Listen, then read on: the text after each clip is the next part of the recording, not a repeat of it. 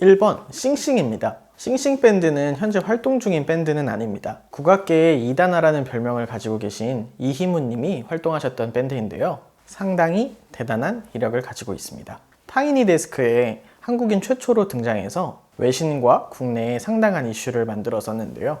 그때 한창 타이니 데스크 출연으로 화제여서 저도 그때부터 싱싱에 대한 관심을 가졌던 게 기억이 나네요.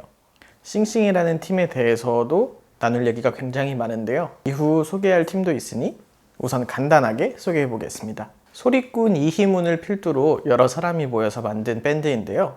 가장 큰 특징이 있다면 외적으로는 독특한 복장이에요. 가발, 선글라스, 메이크업 등 멀리서 보면 성별을 알 수 없는 듯한 복장이 특징이었죠. 레이디 가가 뺨칩니다. 2번 악단 광칠.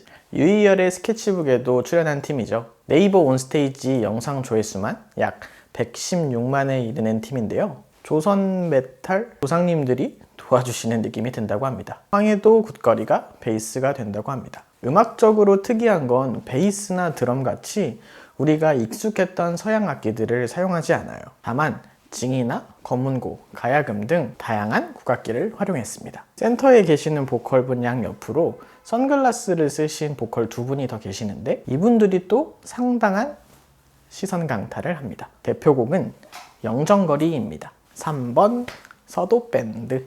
이 팀은 불후의 명곡에 출연해서 많은 관심을 받은 팀인데요. 실력은 물론 양력도 굉장히 화려한데요. 이건 그냥 보면서 읽을까? 좀 긴데. 2019년 KBS 국악 신예대상 대상수상, 2019년 대한민국 대학국악제 대상수상 등 이력이 화려합니다. 팀의 인터뷰를 바탕으로 설명을 드리면 싱어송라이터 서도를 중심으로 조선팝이라는 장르로 활동하고 있다고 합니다.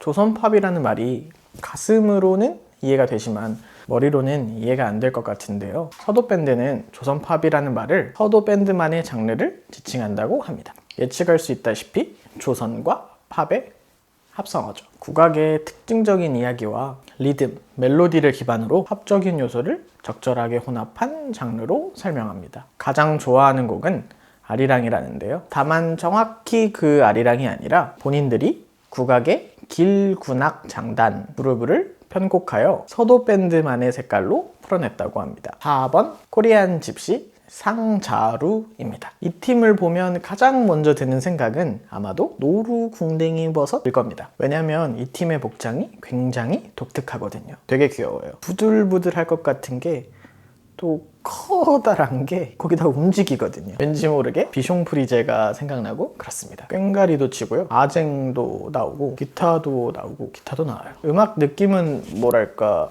유튜브 베스트 댓글을 잠깐 빌려와서 말하면 조선의 재즈클럽에 온 걸 환영하오 낯선이여 이렇게 말할 만도 한 게 재즈 안에 스윙이라는 장르가 있거든요. 리듬이 특징이 되는 장르입니다. 1930년대에 유행했던 재즈 장르입니다. 아무튼 이 스윙이라는 이름을 넣어서 경북 스윙이라는 노래가 있어요. 네이버 온스테이지에서는 구미농악단과 함께 했습니다. 이 팀의 특징은 퍼포먼스인 것 같아요. 물론 음악적인 부분에 대한 건 너무 전문적이니까 빼고요. 이날치 밴드와 함께한 앰비규어스 댄스 컴퍼니와 다른 팀들도 복장의 비주얼적인 부분이 굉장히 신선한 충격을 줬는데요.